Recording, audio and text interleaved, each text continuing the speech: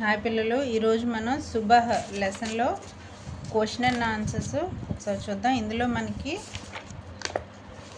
లెసన్కి సంబంధించి ఇక్కడ 2 క్వశ్చన్స్ ఉన్నాయి. తర్వాత సునియే బోలియేలో 3 ఉన్నాయి.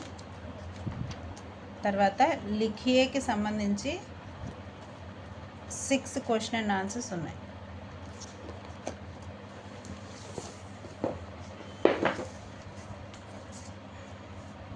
ఇవి నేను నెక్స్ట్ వీడియోలో చెప్తాను. వాటి ఆన్సర్స్ ఒకసారి మీరు నోట్స్ రాసుకోండి.